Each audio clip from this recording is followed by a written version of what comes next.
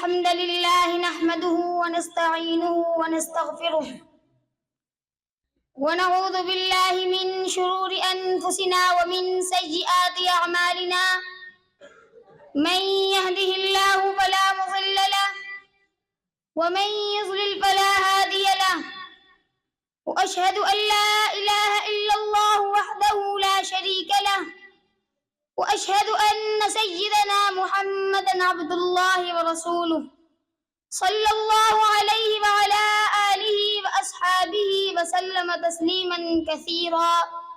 أما بعد، أحبتي في الله، قد تضافرت النصوص القرآنية والأحاديث النبوية وآثار السلف من الصحابة والتابعين والأئمة العلماء ببيان فضل التقوى وأثرها في حياة المسلم.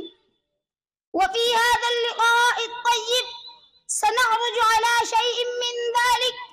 وقبل بيان هذا الأمر دعونا نتعرف على التقوى. ما هي التقوى؟ قال طلق بن حبيب في تعريف التقوى كما جاء عنه قال: إذا وقعت الفتنة فأطفئوها بالتقوى.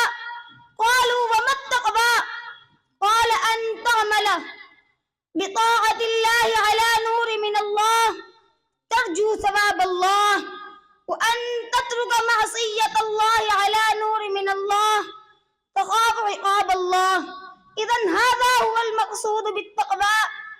فهذا الكلام المأثور يقودنا إلى أن التقوى مرتبطة بالطاعة وترك المعصية.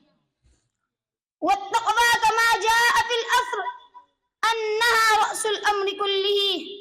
فقد جاء في الحديث عن أبي ذر رضي الله عنه قال: قلت يا رسول الله أوصني. قال: أوصيك بتقوى الله فإنه رأس الأمر كله. وقد جاءت الوصية بالتقوى أيضا في القرآن الكريم، فقال الله تعالى: واتقوا الله واعلموا أن الله شديد العقاب. ولمكانة التقوى كان النبي صلى الله عليه وسلم يوصي بها أصحابه. فعن أبي ذر رضي الله عنه أن النبي صلى الله عليه وسلم قال له: اتق الله حيثما كنت وأتبع السيئة الحسنة تمحها وخالق الناس بخلق حسن.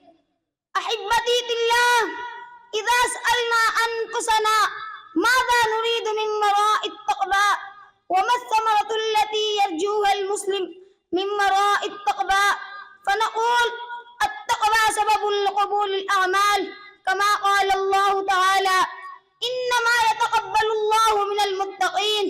والتقوى سبب الرزق والتيسير والخروج من كل ضيق. قال الله تعالى: ومن يتق الله يجعل له مخرجا ويرزقه من حيث لا يحتسب. وقال أيضا: ومن يتق الله يجعل له من أمره يسرا. ولا شك أن العبد في حالة السكرات يكون في ضيق وشدة، والمخرج والنجاة من هذه يكون بتقوى الله. إخواني المتحابين في الله، التقوى سبب للنجاة من المهالك كما قال الله تعالى: وإن منكم إلا واردها كان على ربك حتما مقضيا ثم ننجي الذين اتقوا ونذر الظالمين فيها جثيا. التقوى سبب أيضا أيها الأحبة، سبب لدخول الأعمال كما قال الله، سبب لدخول الجنة كما قال الله تعالى: تلك الجنة التي نورث من عبادنا من كان تقيا. كيف نحصل هذه التقوى؟ فمن أعظم أسباب تحصيلها عبادة الله. قال الله تعالى: يا أيها الناس اعبدوا ربكم الذي خلقكم والذين من قبلكم لعلكم تتقون. إذن فالعبادات أيها الأحبة هي أعظم أسباب تحصيل التقوى. نسأل الله دائما وأبدا أن يرزقنا تقواه وخشيته في السر والعلن، في الظاهر والباطن.